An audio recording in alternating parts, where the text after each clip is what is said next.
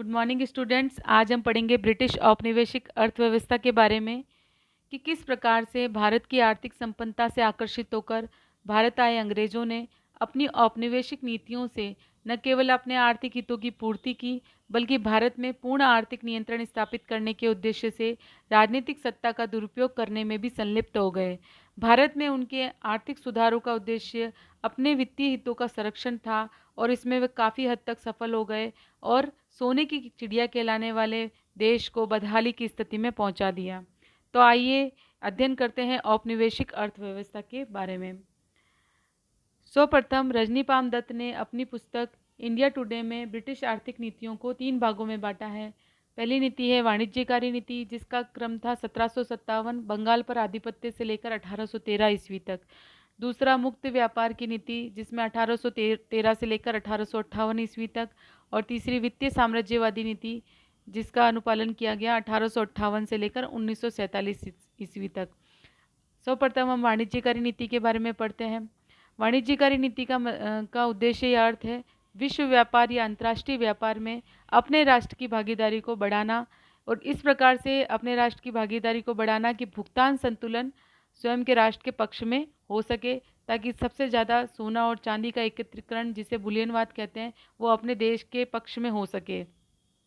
इस नीति के तहत राज्य वाणिज्य में प्रत्यक्ष रूप से हस्तक्षेप करके व्यापार को बढ़ाने का प्रयास करता है, और इस वाणिज्यवाद से ही कालांतर में साम्राज्यवाद का उदय होता है, जब सभी राष्ट्र अपने व्यापार को बढ़ाने के लिए संघर्ष करने लग जाते हैं या अंतर्राष्ट्रीय व्यापार में अपनी भागीदारी को बढ़ाने के लिए प्रतिस्पर्धा में शामिल हो जाते हैं। और भारत में भी इनका आने का उद्देश्य यही था। पहले वो व्यापार करने के उद्देश्य से भारत में आए थे। आरंभिक काल में जब अंग्रेजों ने भारत के साथ व्यापार शुरू किया था, तब भारतीय वस्तुओं की मांग यूरोप में तो अत्यधिक थी, लेकिन यूरोपीय सामान की मांग भारत में नहीं थी। इसलिए उन्हें प्रतिवर्ष बड़ी मात्रा में सोना चांदी भारत को देना पड़ता था। और इस स्थिति में 1757 में प्लासी के युद्ध के बाद जब राजनीतिक सत्ता उनके हाथ में आती है, तो इसका लाभ उठाकर यहीं के धन से जो उन्हें लूट, उपहार या राजस्व वसूली के अधिकारों से प्राप्त हुआ था, वे भारतीय वस्तुएं खरीदकर यूरोप में भेज दिया करते थे। इससे क्या हुआ, इस दौर में उन्होंने व्यापार पर एकाधिकार स्थापित करने की कोशिश की। इसके लिए अन्य विदेशी शक्तियों को भारतीय व्यापार से बाहर कर दिया, तथा हमने देखा था फ्रेंच आंग्ल संघर्ष हुए थे, फ्रेंच डच संघर्ष, आंग्ल डच संघर्ष, ये सब के बारे में हमने, आंग्ल पुर्तगाली संघर्ष, तो ये सब संघर्ष के बारे में पढ़ा था, किस प्रकार से उन्होंने विदेशी शक्तियों को भारत से खदेड़ा तथा भारतीयों को भी यथासंभव प्रतिस्पर्धा से बाहर करने की कोशिश की। इस समय सारी नीतियां विदेशियों को बाहर निकालने की ही रही। राजनीतिक नीतियों के तहत अधिकाधिक सत्ता पर नियंत्रण स्थापित करना, विदेशियों को बाहर निकालने के लिए कृषि नीतियां, भू राजस्व, उद्योग व व्यापार वाणिज्य से संबंधित नीतियों के तहत सरकार की आय में अधिकाधिक वृद्धि हो गई और अधिक धन प्राप्त करने की नीति रही, ताकि भारत से वस्तुएं खरीदकर यूरोप में भेजी जा सके। इस प्रकार से उन्होंने अपने वाणिज्यवाद जिस प्रतिस्पर्धा को साम्राज्यवाद में और उपनिवेशवाद में तब्दील कर दिया।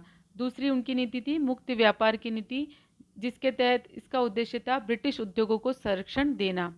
1813 का चार्टर एक्ट में यह प्रावधान किया गया था कि ईस्ट इंडिया कंपनी के व्यापारिक एकाधिकार को समाप्त किया जाएगा, यानी केवल ईस्ट इंडिया कंपनी को जो पहले भारत के साथ व्यापार करने का अधिकार था, केवल ईस्ट इंडिया कंपनी ही कर सकती थी, उसके व्यापारिक एकाधिकार को समाप्त कर दिया और सभी ब्रिटिश कंपनियों को भारत में व्यापार करने की अनुमति दे दी गई, यानी एक प्रकार से खुले व्यापार की छूट दे दी गई। इस नीति में आयात निर्यात नीति में परिवर्तन किए गए। क्या किया गया, भारत में आयात शुल्कों को कम कर दिया गया और समाप्ति कर दिया गया। मतलब अगर भारत से बाहर से कोई माल भारत में आता था तो उस पर आयात शुल्क बहुत कम लगता था, जिससे विदेशी माल भारत में सस्ता हो जाता था।